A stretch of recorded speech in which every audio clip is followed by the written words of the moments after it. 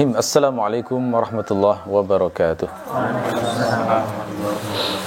Alhamdulillahirabbil alamin wa bihi nasta'inu ala umuri dunya waddin wassalatu wassalamu ala sayyidil mursalin wa imamil muttaqin nabiyina Muhammadin wa ala alihi washabbihi wa man tabi'ahu bi ihsanin ila yaumiddin. Allahumma inna nas'aluka ilman nafi'a wa rizqan thayyiban wa amalan mutaqabbala. Rabbana zidna ilma warzuqna fahma waj'alna minas salihin. Amma ba'du. Baik, saudaraku sekalian, kita melanjutkan kajian kitab Matan Abu Syuja', dan ini masih membahas tentang bab jihad.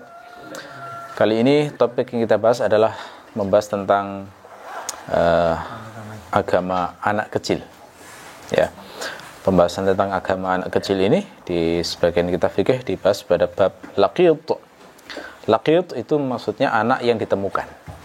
Kalau misalnya orang itu ketemu di sebuah negeri ada anak hilang, nggak tahu siapa orang tuanya, nggak tahu siapa bapaknya, ibunya, kerabatnya, tapi kita ketahui dia itu anaknya ngeluyur sendirian begitu. Nah, ini kalau dalam bahasa Arab disebut laqit, anak temuan. Laqitun dari kata laqata maknanya memungut. Kalau laqitun itu yang dipungut.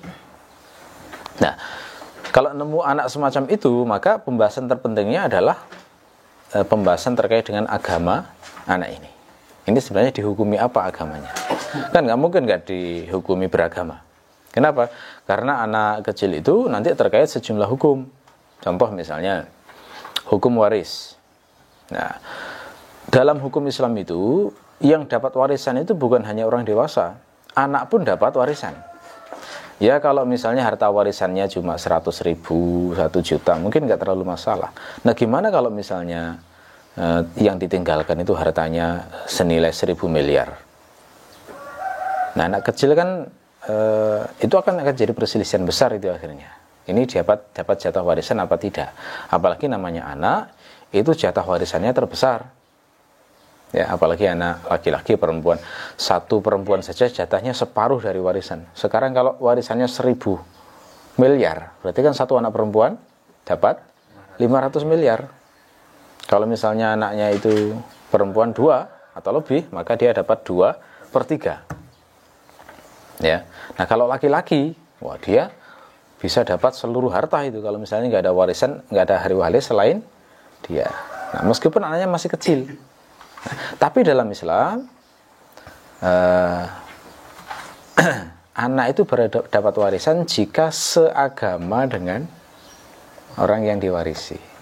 Maka orang tua yang muslim, kalau anaknya itu kafir, maka anaknya nggak dapat warisan, karena itu terhijab.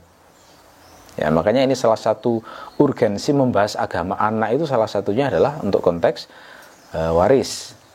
Jadi biar jelas status hukumnya. Ini sebenarnya dapat warisan ataukah tidak, misalnya. Ya, itu.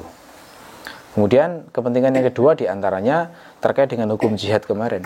Pada kasus penawanan musuh, menawan musuh, itu kan kemarin ada ketentuan bahwa kalau misalnya seorang tentara muslim itu berjihad kemudian menyerbu ke negeri musuh, lalu kemudian di sana itu ada orang kafir yang masuk Islam, maka kan statusnya akhirnya terlindungi. Dia itu terlindungi, anaknya juga akhirnya tidak bisa ditawan, gitu. Nah, jadi fungsi membahas agama anak itu diantaranya adalah untuk menghindari hukum istirqaq, hukum perbudakan, hukum penawanan, termasuk hukum ghanimah, gitu ya.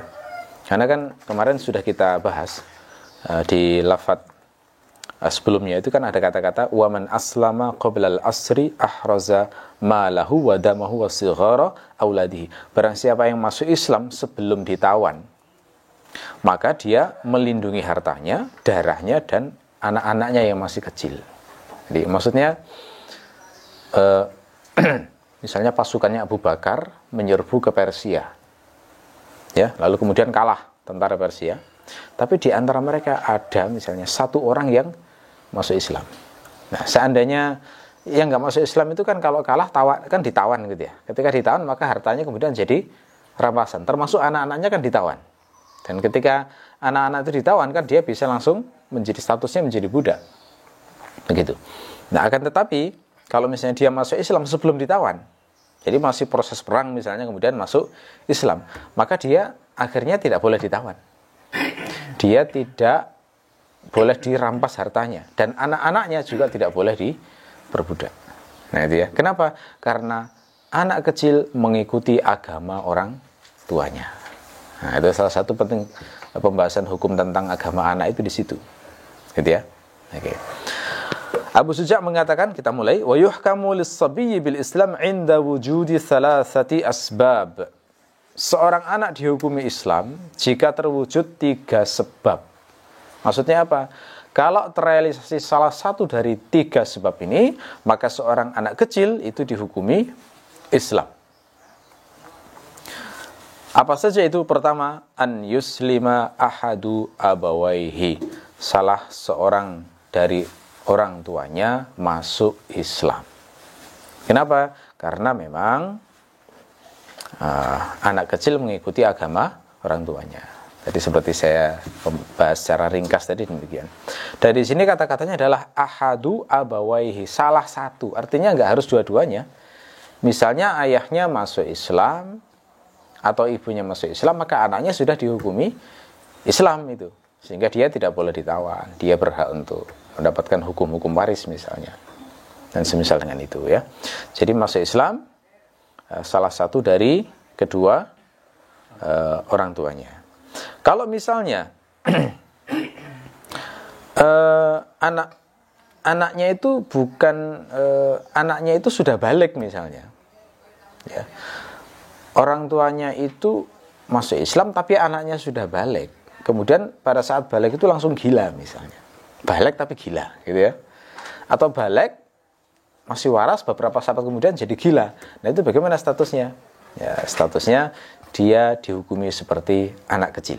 Nah, jadi majnun itu kasabi, orang gila itu seperti anak kecil. Maka kalau misalnya dia balik bukan anak-anak lagi, tetapi dia gila saat baliknya itu, maka dia dihukumi seperti anak sehingga dia dihukumi beragama seperti orang tuanya. Pokoknya salah satu orang tuanya itu masuk Islam, maka dia sudah langsung dihukumi Muslim dan berlaku semua konsekuensi terkait dengan hukum seorang Muslim. Ya.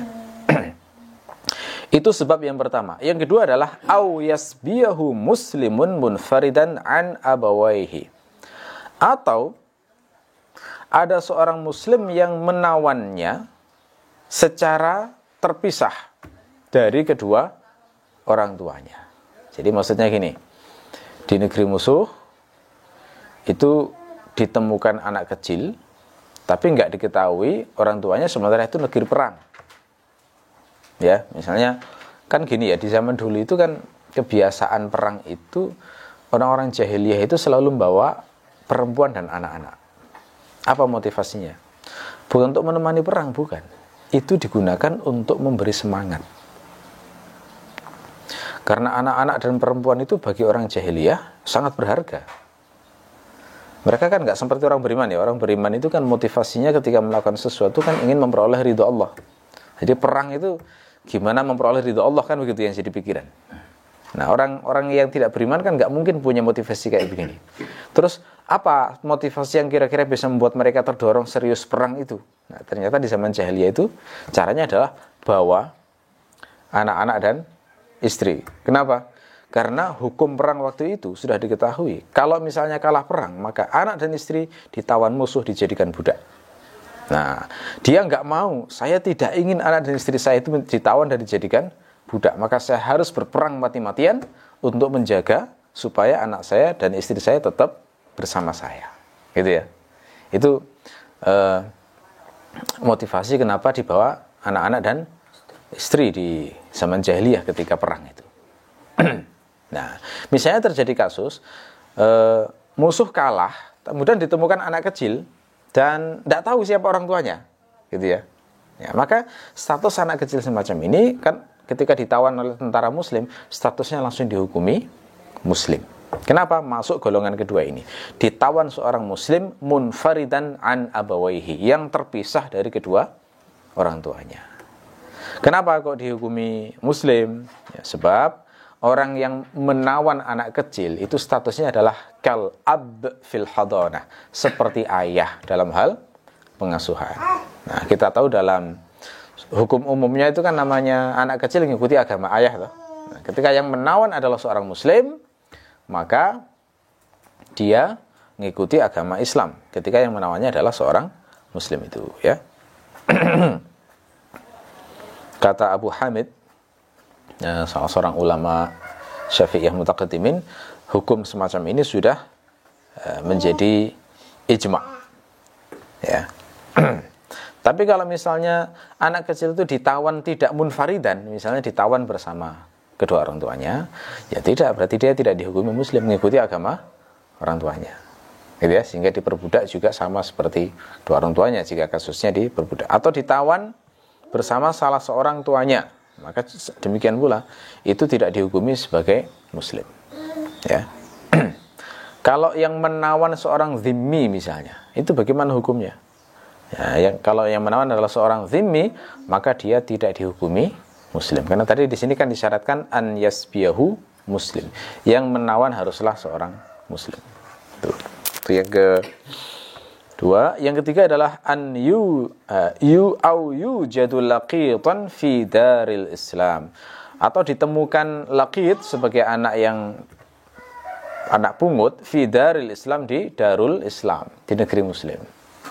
Jadi kalau nemu anak terlantar sendirian ditemukan di negeri muslim, maka dia langsung dihukumi muslim. Kenapa? Ya, itu didasarkan pada hadis riwayat Al-Bukhari dari Abu Hurairah, beliau mengatakan Rasulullah sallallahu alaihi wasallam bersabda, "Ma min mauludin illa yuladu 'alal fitrah, fa abawahu yuhawwidanihi wa yunassiranihi." Tidaklah seorang anak, bayi lahir itu, melainkan dilahirkan di atas fitrah. Maka kedua orang tuanya lah yang membuatnya menjadi Yahudi atau menjadinya sebagai Nasrani, menjadikannya sebagai Nasrani. Ini menunjukkan berarti fitrah anak itu adalah muslim. Fitrahnya itu adalah menyembah Allah dengan benar, gitu ya. Jadi kalau misalnya ditemukan anak seperti kasusnya yang dibahas dalam kitab ini, maka dia dihukumi muslim karena sebab itu, karena dia aslinya memang muslim. Ya, jadi ini termasuk hadis besar di sini, ya, yang menunjukkan bahwa fitrahnya manusia itu memang menyembah Allah. Yang banyak rusak itu ya memang di lingkungannya. Ya, lingkungannya itu. Kata Nabi di sini kan orang tuanya yang membuatnya Yahudi dan Nasrani. Gitu. Oleh karena itu kalau orang itu mau menggunakan akalnya, menggunakan fitrahnya, secara pasti dia akan masuk Islam. Nah, cuma yang langka itu kan orang yang menggunakan akalnya, ya. Itu yang langka. Bukan gak cerdas loh, ya, tetapi gak mau berpikir, itu yang menjadi penyakit kebanyakan manusia yang menimbulkan kekufuran. Di Quran itu dikatakan wa qalu law kunna nasma'u aw naqilu ma kunna fi ashabis sa'ir. Penghuni neraka itu mengatakan, seandainya dulu kami di dunia mau mendengar dan berpikir, pastilah kami tidak menjadi penghuni neraka yang menyala-nyala.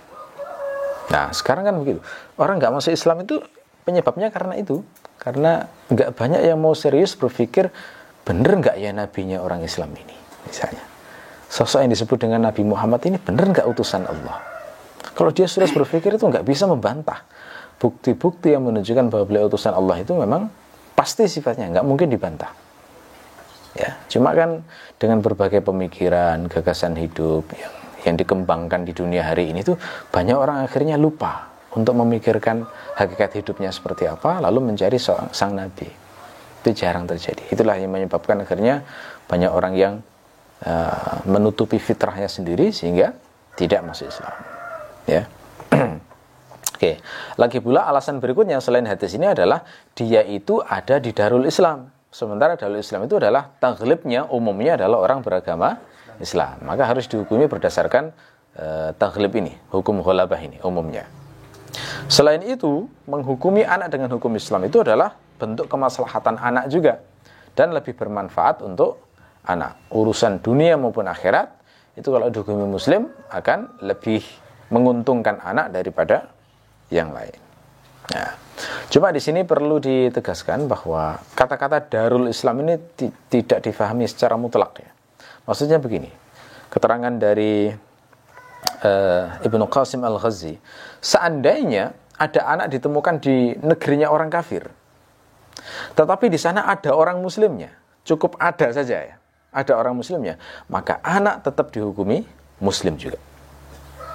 Jadi nggak harus seperti definisi muslim yang misalnya definisi Darul Islam yang sebagian ulama misalnya mengatakan bahwa yang dinamakan Darul Islam itu pokoknya ya harus dihukumi dengan hukum Islam, keamanannya dengan keamanan kaum muslimin misalnya ya.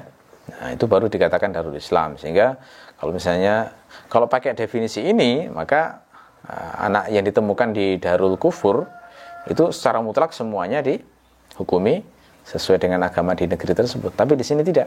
Kata Ibnu Qasim Al-Ghazi, meskipun di negerinya orang kafir, tapi kalau di situ ada muslim, maka dia tetap dihukumi muslim. Gitu ya. Jadi ini ringkasan hukum tentang bagaimana kita menentukan status agama dari anak kecil ya. Jadi 3 penyebab ini maksudnya bukan terrealisasi 3-3-nya, bukan. Tetapi terwujud salah satu dari 3 ini, maka sudah cukup untuk menilai atau menghukumi seorang anak itu dengan hukum Islam.